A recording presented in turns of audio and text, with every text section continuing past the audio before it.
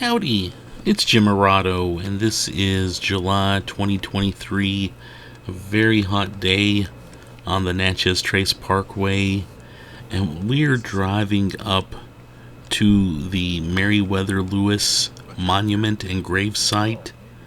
And this little area is managed by the National Park Service, as is, I believe, the entire road of the Natchez Trace Parkway. So you'll find a couple of National Park Visitor Centers, and there is definitely one here to go along with the death site and the burial site of Meriwether Lewis, of course, of Lewis and Clark fame.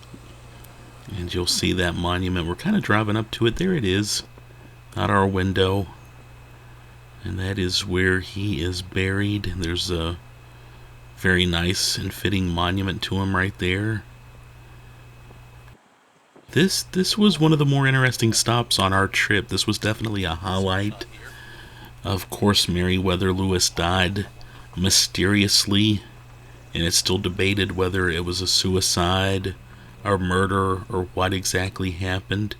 He stopped here in October of 1809 for the night, and he was shot, and it's kind of debated what exactly happened. In fact, I picked up a movie while we were in Mississippi. I saw a little thing about the movie Mysterious Circumstance, the death of Meriwether Lewis, and John Schneider was in it. Billy Slaughter, of course, John Schneider was the name that sticks out to me.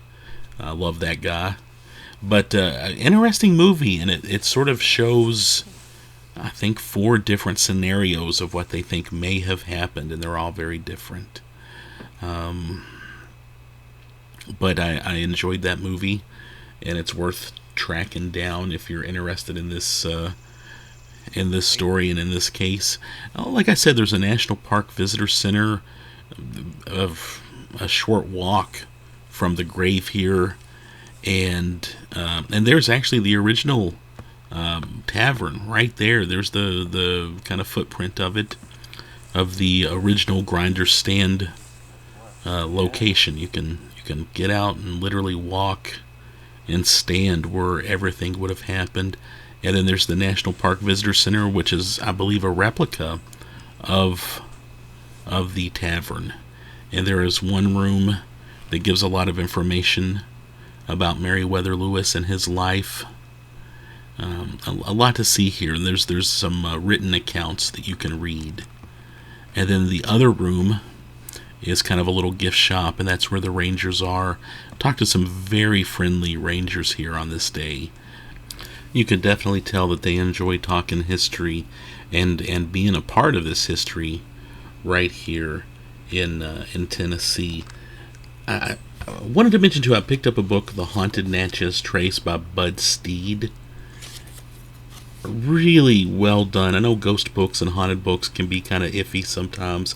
He did a really good job of doing research. He tells you a lot of history at some of the stops on the Natchez Trace. Then he gives you kind of a short account of ghostly reports. But he does a really good job of writing up about the Meriwether Lewis death rumors and what may have happened. He points out that, just briefly, because I want to keep this short, there is a forged letter involved in the accounts. The name Aaron Burr indirectly pops up. One of those guys in early American history that, when something goes wrong, his name is there. Also, the Priscilla Grinder, the lady who basically ran the tavern, her story changed several times over the years about what happened exactly. So anyway, it's one of those tales that you kind of read it and you go, well, I think this happened, but no explanation really ties everything up nicely.